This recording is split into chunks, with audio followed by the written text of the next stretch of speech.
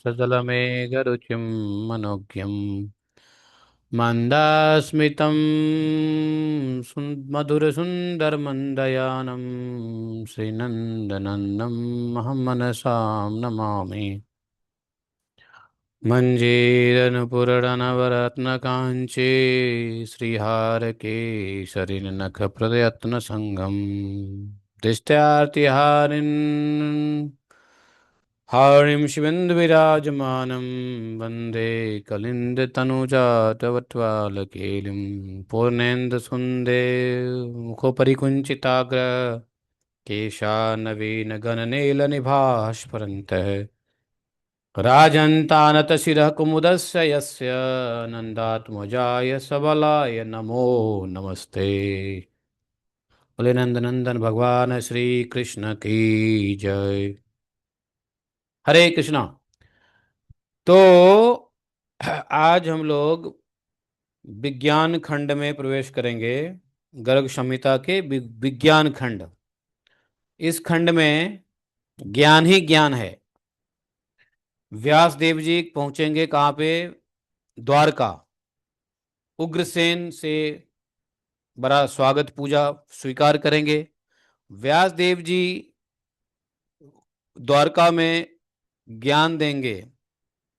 गतियों का निरूपण, कितनी गतियां होती है मनुष्य के, सकाम निष्काम भक्ति योग का बड़ा अच्छे से वर्णन करेंगे व्यास देव जी।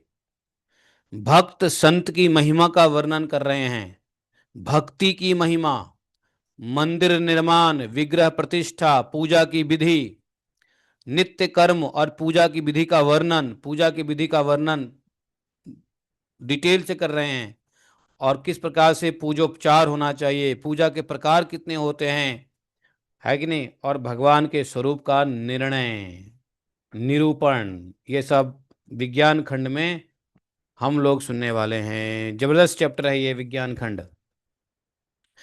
इस खंड में समझो नारद पंचरात्र में जो बातें हैं वो सब कुछ इसमें मेंशन है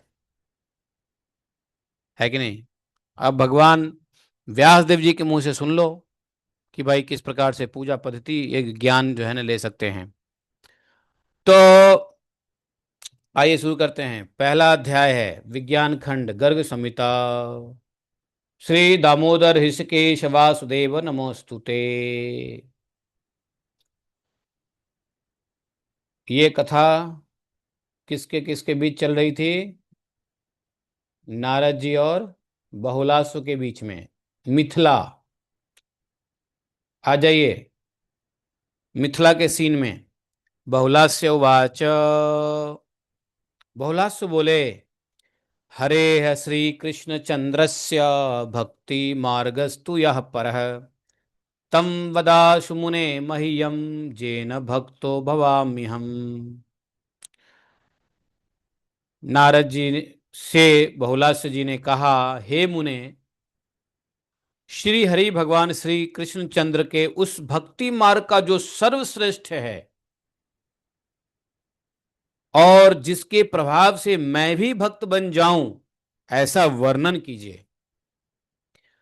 तो बहुत गजब का चैप्टर है ये अध्याय, ये जो खंड। तो ऐसे भगवान जो जिनकी भक्ति सर्वश्रेष्ठ है, तो आप उसका वर्णन कीजिए कि मैं भी भक्त बन जाऊं। बताओ। नारद उवाच। श्री नारद उवाच। भक्ति मार्गम वदिष्यामि वेद व्यास मुखाश्रुतम जेन प्रसन्नो भवति भगवान भक्तवत्सलः। शक्रम विजित्य कृष्णेन भुजदंड बलोद्धतम द्वारावत्या सभा दिव्या सुधर्मा नाम मैथिल। देखो आप लोग गर्ग संहिता का जो विज्ञान खंड है ना, इसको मिस मत करना। ये बहुत जबरदस्त ज्ञान है इसमें, ठीक है, जिससे भक्ति प्राप्त हो जाएगी, भक्त बन जाएंगे। गर्ग संहिता के विज्ञान खंड से आदमी भक्त बन जाएगा, समझे। तो इस खंड को कभी मिस मत करना, पूरे खंड। नारद जी बोले कि राजन ठीक है, मैं भक्ति मार्ग का वर्णन करता हूं, लेकिन मैं वेद व्यास जी के मुख से जो वर्णन हुआ है उसका वर्णन मैं करूंगा। यह वह मार्ग है जिस पर चलने से भक्त वत्सल भगवान श्री कृष्ण प्रसन्न हो जाते हैं। और जीवन का उद्देश्य क्या है? भगवान कृष्ण की प्रसन्नता। किसने कहा? जीवन का उद्देश्य, अल्टीमेट उद्देश्य क्या है? किसने कहा? अभी अभी कहा, सुने नहीं है? प्रहलाद जी ने कहा दैत्य बालकों को जीवन का उद्देश्य क्या है? भगवान की प्रसन्नता। भगवान की प्रसन्नता कैसे होगी? भक्ति से होगी, नवधा भक्ति।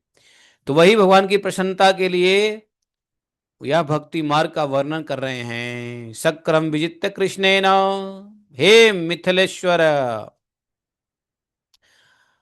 अपने दंड भुज दंडों के बल से पागल इंद्र पर विजय प्राप्त करके भगवान श्री कृष्ण ने द्वारका के सुधर्मा नाम की दिव्य सभा की प्रतिष्ठा की थी। मतलब पागल में इसलिए कह दिया कि इंद्र को अपने बल का घमंड हो गया था, बल से उद्धत हो गया था इंद्र जी। और कृष्ण ने क्या किया? उनको विजय प्राप्त कर ली उनके ऊपर, और वापस द्वारका में सुधर्मा नाम की दिव्य सभा को इंस्टॉल किया।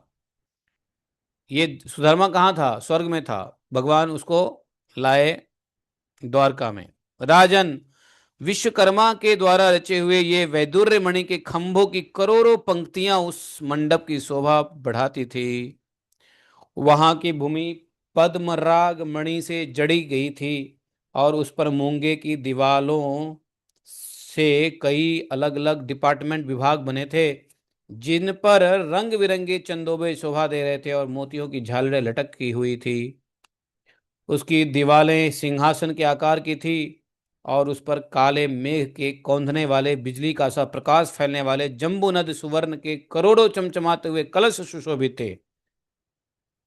वहां प्रातः कालीन सूर्य की भांति चमकने वाला रत्नमय केयूर, करधनी, कंकण और नुपुरों से सैकड़ों चंद्रमाओं की प्रभा को छिटकाने वाली और चमचमाते हुए कुंडलों से विभूषित गंधर्वों की स्त्रियां हर्ष में भरकर गायन किया करती थी, और सुमधुर वाद्यों के साथ विद्याधरियां परस्पर लाग डांट रखती हुई नृत्य करती थी। कहां पर? सुधर्मा सभा में। चारों कोनों में, सुधर्मा सभा के चारों कोनों में मनोहर देव वृक्ष सहित नंदन, सर्वतोभद्र, गौब्रे, ग्रव्य, चैत्र रथ नामक वन सुशोभित थे। महाराज, उस सभा प्रदेश के अंतर्गत स्वच्छ जल वाले लाखों सरोवर और भ्रमरों से भरपूर बहुत से हजार दल वाले कमल दिखाई पड़ते थे, सहस्त्र दल वाले। इस प्रकार की वह सुधर्मा सभा ध्वजा एवं पताकाओं से अलंकृत 10 योजन विस्तार करने वाला था। 5 योजन उसकी ऊंचाई थी, और उसमें गया हुआ पुरुष अपने को श्रेष्ठ समझता है। जिसे वहां का सिंहासन उपलब्ध हो जाता है, वह तो मैं इंद्र हूं, ऐसी कल्पना करने लग जाता है। त्रिलोकी में जितने चातुर्य गुण हैं वे सभी उस पुरुष के शरीर में आकर रहने लगते हैं। सुधर्मा सभा में, जानते हो, भूख प्यास नहीं लगती। मनुष्य जितना देर उस सभा में ठहरता है, उतनी देर तक शोक, मोह, जरा, मृत्यु, भूख, प्यास, 6 प्रकार की जो विकार है शरीर के, उसके पास नहीं फटकते। महाराज बहुलास्व जी, यावंतश्च जनास्तत्र प्रविशन्ति नरोत्तम, जितने मनुष्य वहां प्रवेश करते हैं, स्वप्रभावेन सहसा तावती सा प्रकाशते, तो उतनी ही बड़ी सभा अपने प्रभाव से दिखाई देने लगती है। राजन, यादवों की संख्या 56 करोड़ थी। कितने थे यादव? 56 करोड़। अनुचरों के सहित सभी उक्त सभा भवन के आंगन की 1/4 भाग में समाये हुए दिखाई पड़ते। इतना बड़ा था, जहां साक्षात परिपूर्ण भगवान श्री कृष्ण चंद्र ही विराजमान रहते थे। उस सभा का वर्णन कौन कर सकता है? उस सभा में एक दिन महाराज उग्रसेन बैठे थे, विराजमान थे। करोड़ों यादव उनको घेरे हुए थे और सूत मागध बंदियों द्वारा महाराज का यशोगान हो रहा था। साक्षात पराशर कुमार मुनिवर वेदव्यास जी आकाश मार्ग से चलते हुए वहां पर पधारे और वेदव्यास जी के शरीर की कांति मेघ के समान क्या थी? श्यामल, श्याम रंग के थे भगवान। वे बिजली के समान पीली पट्ट धारण किए हुए थे, पीतांबर था उनके शरीर पे। उन्हें देखकर यदुराज तुरंत उठ खड़े हुए और उन्होंने हाथ जोड़कर मुनि को प्रणाम किया। फिर उन्हें आसन पर बिठाकर तथा पूजा के उपचार समर्पित करके मुनि के सामने खड़े हो गए। वेदव्यास जी को आए देख उग्रसेन जी खड़े हुए और उग्रसेन जी बोले, अद्य में सफलम जन्म सफलम गेहम अद्य में सफलो धर्मो ब्रह्मास्तयागते सति सदानंदेषु कुशलम कृष्णेष्टे कृष्णे नष्टम भवत्सु हि वद में कुशलम देव जेन स्वस्थो भवामि हम। उग्रसेन जी बोले, हे ब्राह्मण, आज आपके यहाँ मेरे यहाँ द्वारका में पधारने पर मेरा जन्म, महल, धर्म आचरण सब कुछ सफल हो गया। आप जैसे सदा आनंद स्वरूप महानुभावों की कुशल तो स्वयं श्री कृष्ण चंद्र को भी प्रिय है, अभिष्ट है। फिर भी अपनी कुशल कहिए, आप कैसे हैं जिससे मैं निश्चिंत हो जाऊं। हे प्रभु, आपके समान साधु पुरुष जहां जहां जाते हैं, आप जैसे साधु पुरुष जहां जहां जाते हैं वहां वहां लौकिकी और पारलौकिकी दोनों प्रकार की सिद्धियां रहती ही हैं। यत्र यत्र ब्रजनन्ते यत्र यत्र ब्रजन्तेस्ते त्वा दिशा साधवः प्रभु तत्र तत्र भवेत् सिद्धि लौकिकी पारलौकिकी। यत्र क्षणं स्थिताः सन्तस्तत्र साक्षात् स्वयं हरिः किमु लोक गुणा ब्रह्मन् पराशर्य महामुने। ले हे वेद व्यास जी, जहां संत पुरुष एक क्षण भी निवास करते हैं वहां स्वयं श्री हरि रहते हैं। हे ब्राह्मण, फिर लौकिक गुणों की तो बात ही क्या है। माया तो पुण्यम यज्ञो वा किम कृतम पूर्व जन्मनि जेन वै द्वारका राज्यम प्राप्तो हम मुनि पुंगवः। तो उग्रसेन जी ने कहा कि हे मुनिवर, मैं पूर्व जन्म में कौन सा पुण्य अथवा यज्ञ किया था जिसके फल स्वरूप मुझे द्वारका का राज्य प्राप्त हो गया। यही नहीं, आपके समान बड़े बड़े ब्राह्मण देवता मेरे महल में प्रतिदिन पधारते रहते हैं। इससे मैं अनुमान करता हूं कि मैंने निस्संदेह सबसे बड़ा पुण्य कर्म किया होगा। व्यास देव जी ने कहा, धन्योसी राज सादुल धन्या ते विमलमति परम कृतम त्वया राजा सुकृतम पूर्व जन्मनि। तुम धन्य हो महाराज, तुम्हारे निर्मल बुद्धि को भी धन्यवाद है राजन। पूर्व जन्म में तुमने बड़े सबसे बड़ा पुण्य किया था। तुम्हारा नाम था मरुत। मन में किसी भी प्रकार की कामना न रखकर तुमने विश्वजीत नाम का यज्ञ किया था, उससे भगवान श्रीहरि प्रसन्न हुए थे। तुम्हारे निष्काम भाव से तुम्हें यह परम सौभाग्य प्राप्त हुआ है। श्री कृष्ण चंद्र साक्षात परिपूर्णतम भगवान श्री हरि ही हैं। अनंत ब्रह्मांड के अधीन सभी ब्रह्मांड, एक ब्रह्मांड नहीं, अनंत ब्रह्मांड भगवान श्री कृष्ण के अधीन है और वे परात्पर प्रभु गोलोक के स्वामी हैं और वे परम स्वतंत्र होने पर भी भक्ति के वशीभूत हो तुम्हारे महलों में विराजते हैं। हे यदुराज, यही बड़ी विचित्र बात है कि भजन करने वाले को भगवान मुक्ति दे देते हैं किंतु भक्ति का साधन कभी नहीं देते राजन। इसलिए भक्ति योग को बहुत दुर्लभ समझो। मुक्ति तो बहुत आसान है, भगवान बांटते रहते हैं मुक्ति, लेकिन भक्ति बड़ा दुर्लभ है। भक्ति को तुम बहुत दुर्लभ समझो, भक्ति ऐसे नहीं मिलती है। समझे? तो उग्रसेन जी ने प्रश्न किया है, महाराज धन्यो अस्मि अनुगृहीतो अस्मि, आपने मुझे कृतकृत्य किया है, मैं आनंद से भर गया हूं, आपने मेरे ऊपर बड़ी कृपा की है, मेरे मन में उठे हुए संदेह को दूर करने में आप ही समर्थ हैं। हे ब्राह्मण, सकाम कर्म की क्या गति होती है, उनका क्या लक्षण है और कितने भेद है, इसे तत्व सह कहने की कृपा कीजिए। तो यहाँ पर सकाम कर्म के बारे में पूछा।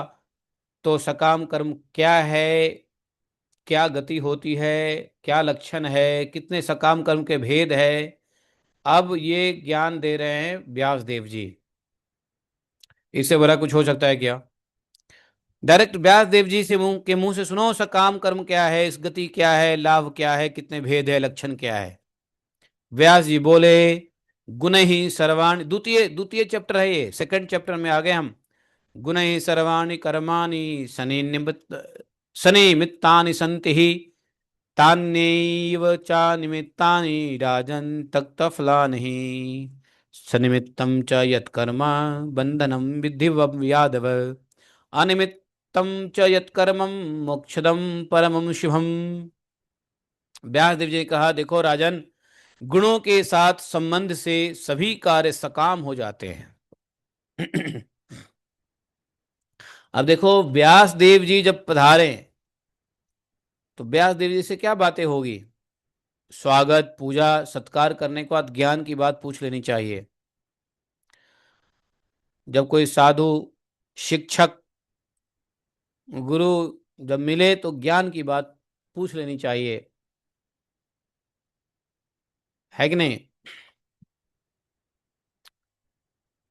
तो ज्ञान की बात पूछा है उग्रसेन जी ने। व्यास देव जी प्रसन्नता पूर्वक ज्ञान दे रहे हैं। बोले कि देखो, जब जब कोई कर्म करते हो तो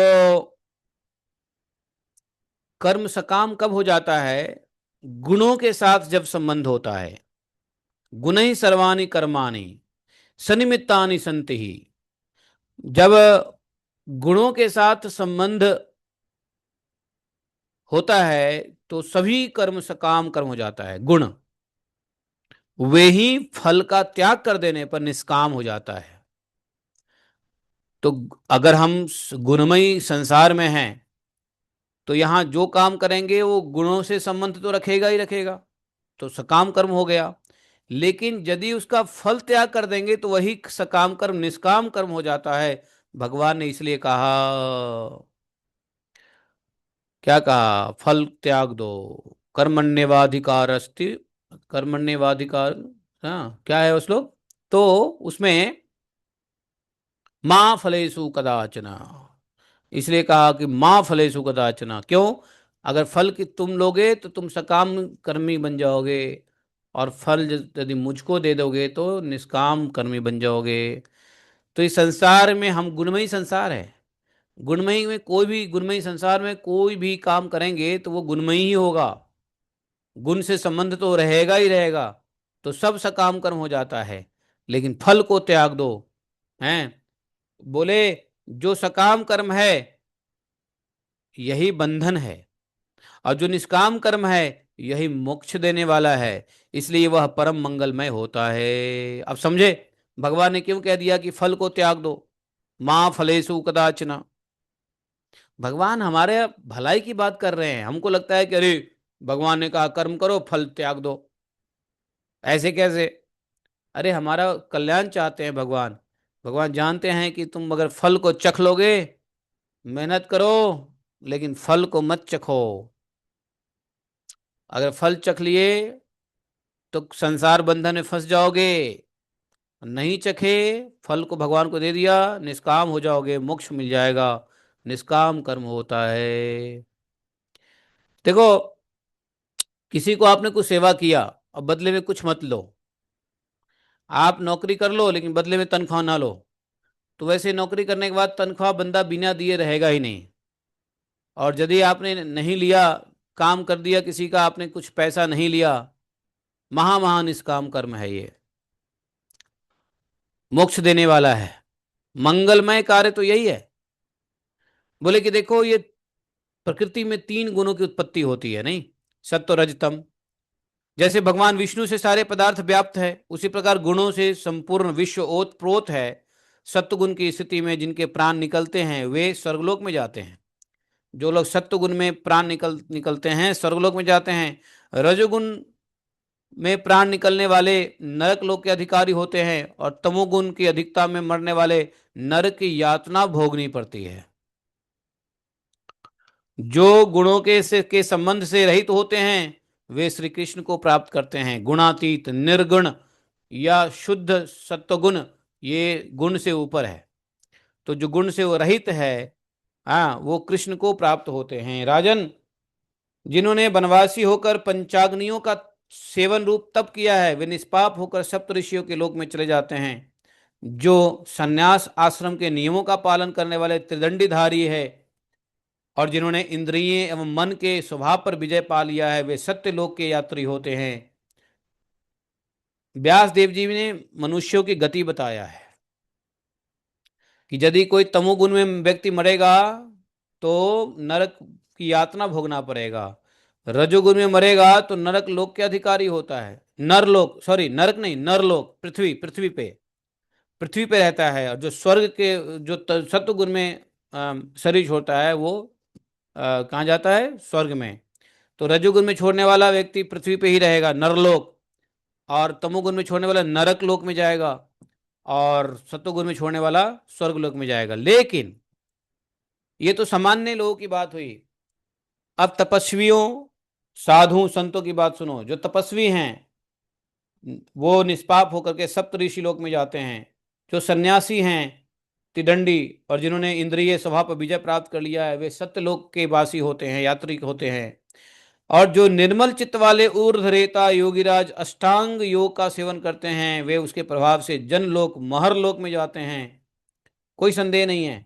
और यज्ञ का अनुष्ठान करने वाला पुरुष बहुत वर्षों तक इंद्रलोक में वास पाता है। यज्ञ का अनुष्ठान करने वाला दानशील व्यक्ति चंद्रलोक, और व्रतशील पुरुष सूर्यलोक को जाता है। जो व्यक्ति काफी दान करता है चंद्रलोक को जाएगा, और जो खूब व्रत करता है वो सूर्यलोक को जाता है। तीर्थों की यात्रा करने वाले अग्निलोक में जाता है। सत्य प्रतिज्ञा वरुण लोक को जाता है। सत्य प्रतिज्ञा, मान लो जिसने सत्य बोलने की प्रतिज्ञा की, वरुण लोक में जाएगा। और विष्णु के उपासक वैकुंठ लोक में जाते हैं। शिव की आराधना करने वाले शिवलोक को जाते हैं। पितृन यजंत जे नित्यम सुख ऐश्वर्य प्रजस्व। जो सुख ऐश्वर्य संतान की कामना से नित्य पितरों की पूजा करते हैं वे दक्षिण मार्ग से अर्रेमा के साथ पितृलोक को चले जाते हैं। इसी प्रकार 5 देवों की उपासना करने वाले अस्मार्त लोग स्वर्ग लोक के अधिकारी होते हैं। 5 देव, पंचदेव की उपासना होती है ना, शक्ति, शिव, गणेश, ये सब मिला के 5 देव है ना। तो ये करोगे 5 देव की उपासना, स्मार्त लोग, कार्मिक लोग तो स्वर्ग लोक को जाते हैं।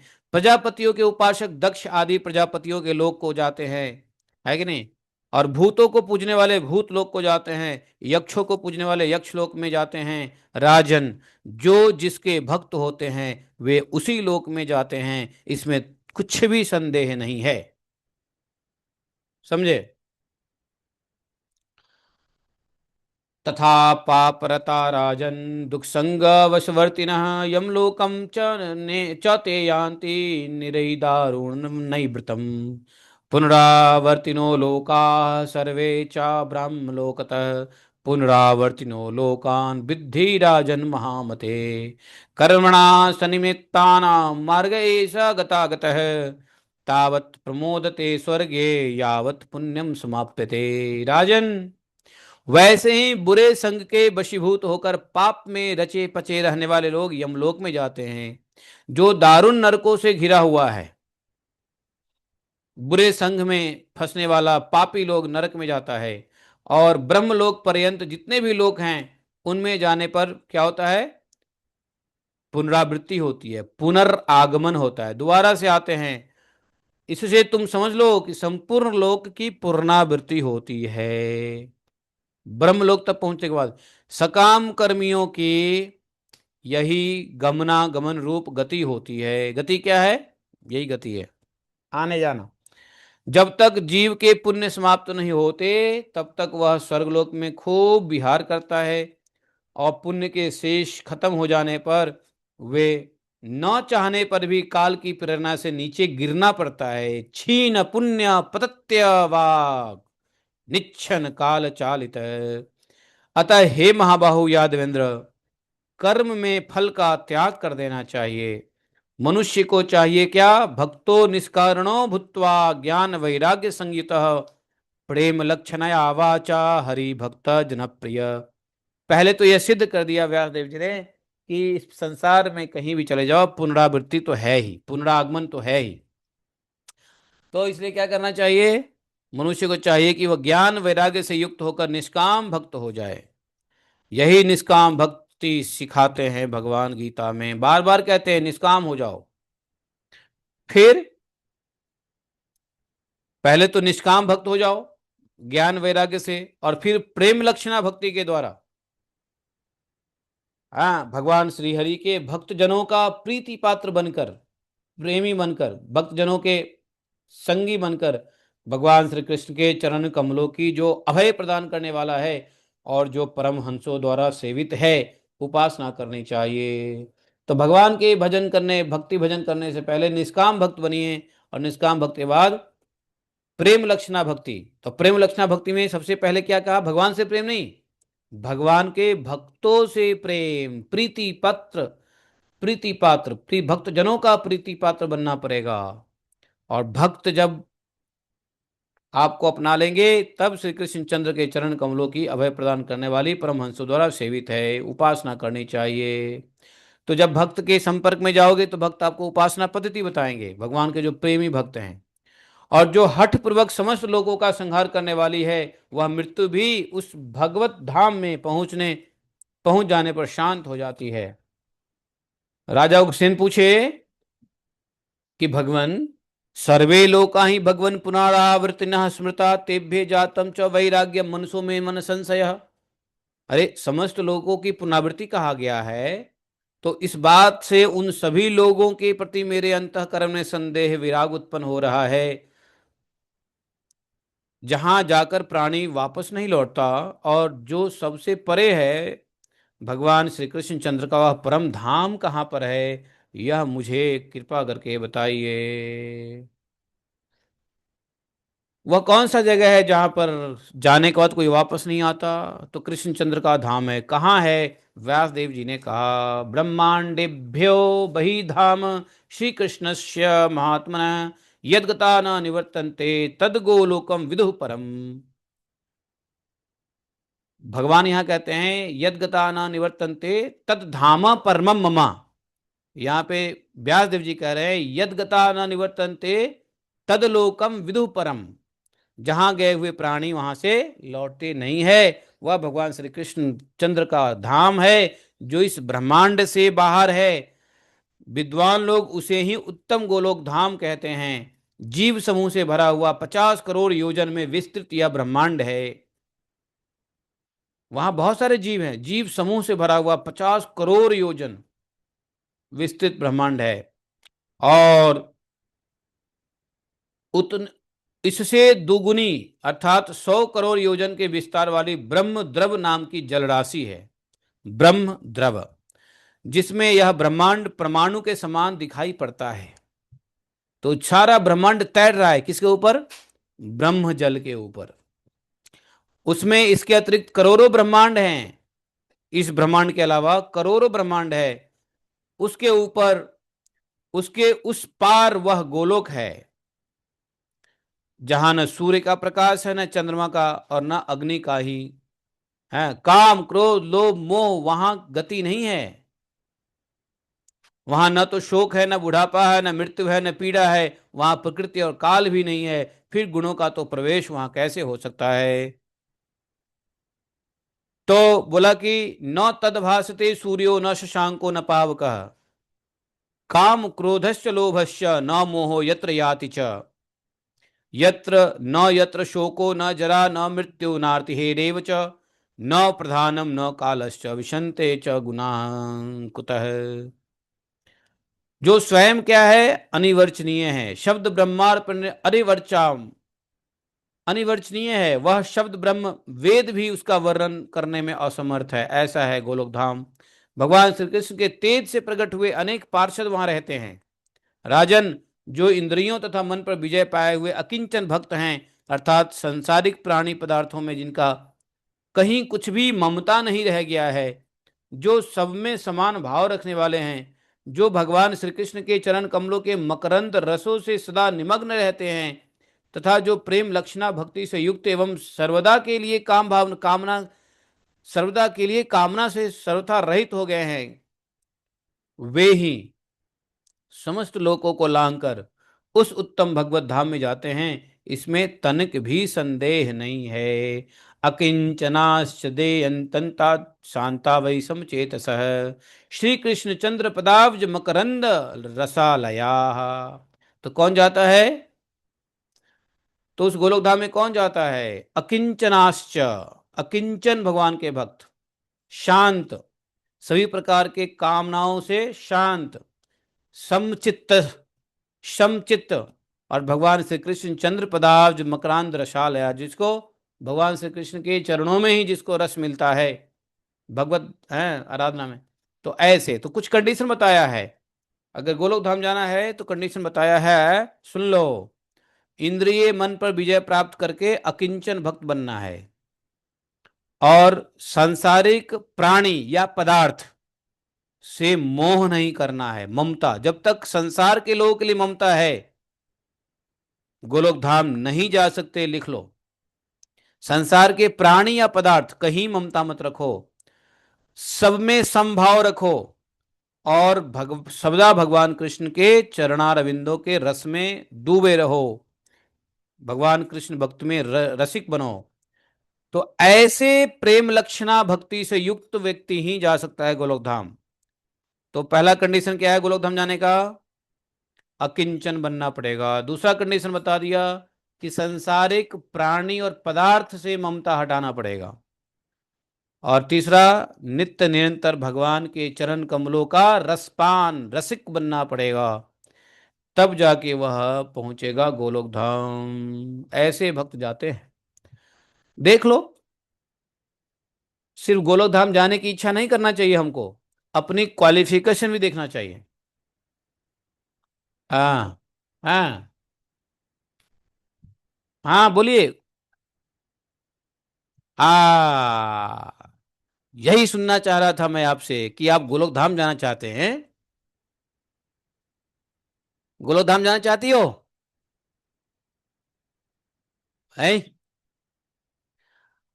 अकिंचन भक्त उसको कहते हैं जो, हाँ, अकिंचन भक्त कहते हैं जो हर जरूरत के लिए भगवान पे ही आश्रित रहता है। अकिंचन, वह किसी से कुछ नहीं मांगता, किसी से ना अपेक्षा ना उपेक्षा। वो हर एक जरूरत के लिए या हर एक चीज के लिए भगवान पे ही, और भगवान से भी नहीं मांगता, बल्कि वो भगवान पे ही निर्भर रहता। हाँ। तो अकिंचन, अकिंचन भक्त कहते हैं गरीब भक्त। क्या बोलते हैं, अपरिग्रह भक्त को अकिंचन भक्त कहते हैं। जिसके पास कुछ ना हो,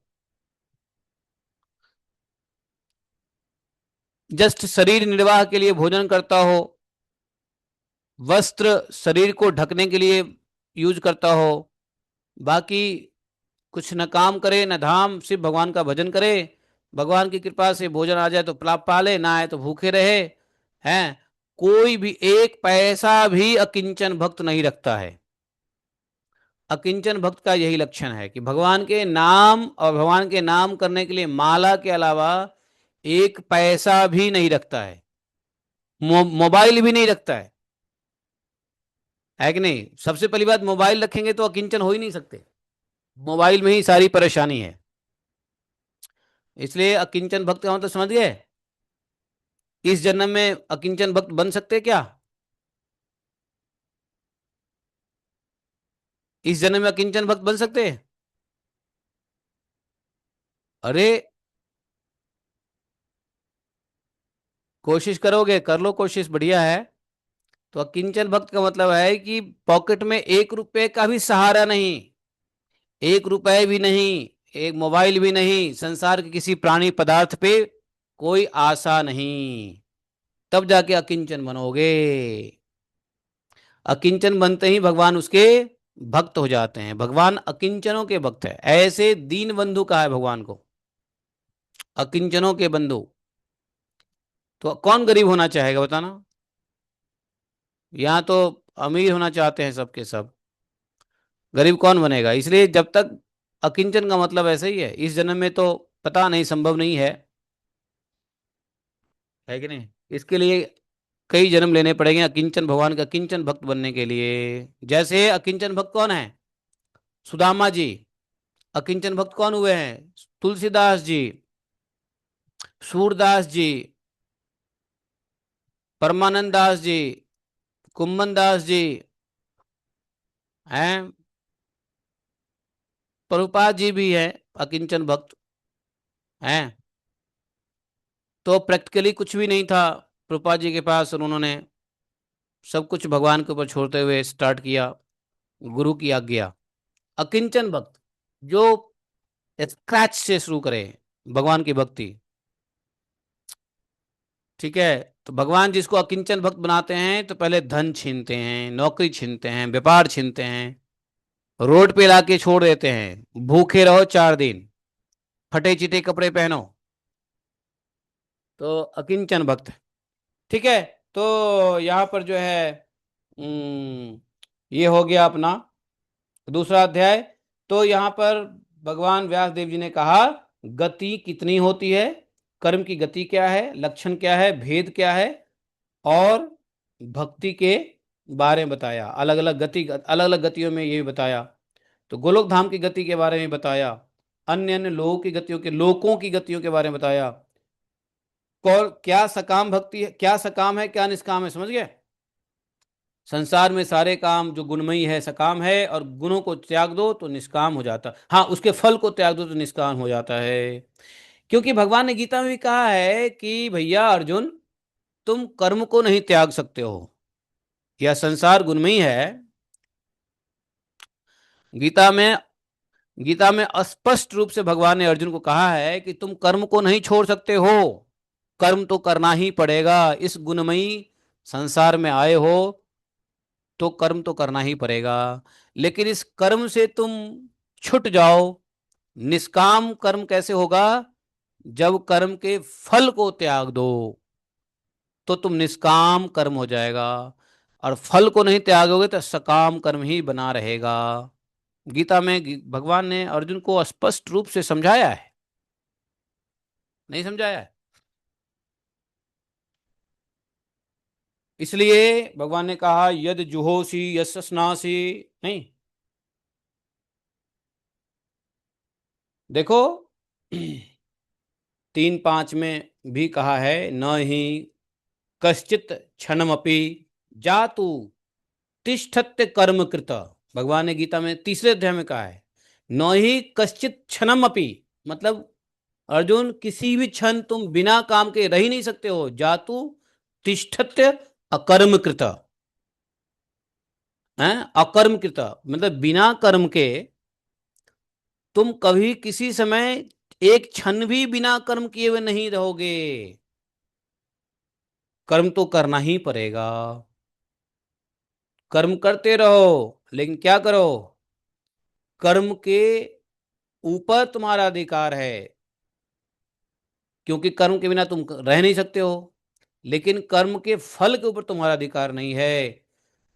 तब, है ना?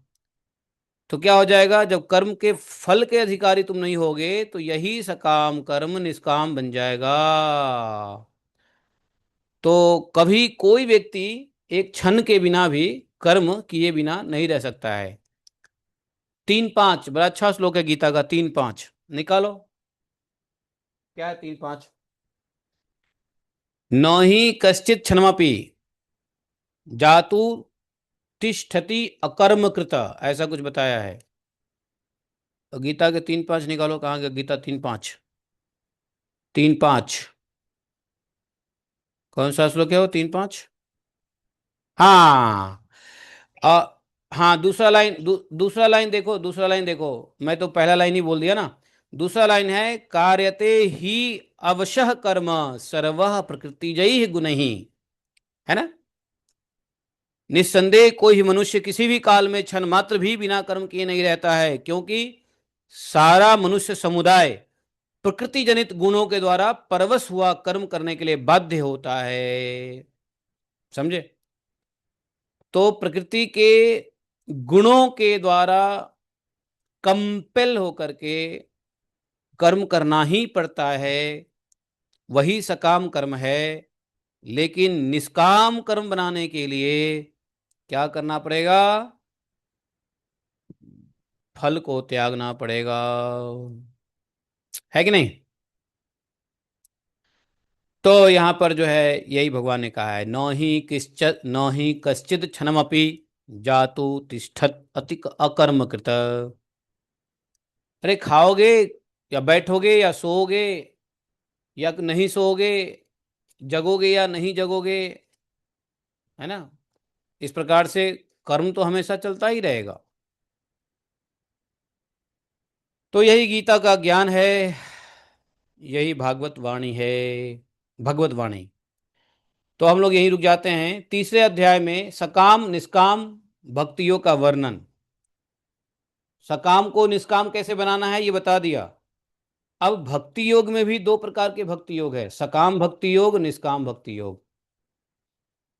ये हम लोग कल सुनेंगे, वेद व्यास जी के मुंह से सुनेंगे कल। ओम नमो गोवर्धन उद्धारणाय, गोविंदाय गोकुल निवासाय, गोपालाय गोपालपतये गोपीजन भर्त्रे, गिरिगज धत्रे करुणानिधे, जगत विधे जगत मंगलाय, जगत निवासाय जगत मोहनाय, कोटि मनमथ मनमथाय, वृषभानुसुधावराय, श्रीनंदराज कुल प्रदीपाय, श्री कृष्णाय पूर्ण परिपूर्णतमाय, तम संक ब्रह्मांड पतये, गोलोक धाम अधीशनाधिपतये, स्वयं भगवते सबलाय नमस्ते नमस्ते नमस्ते।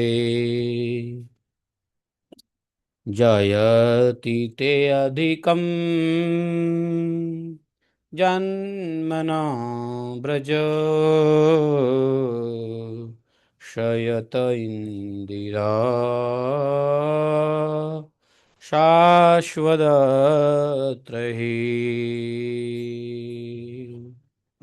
तैतदृश्यतां देख्युतावका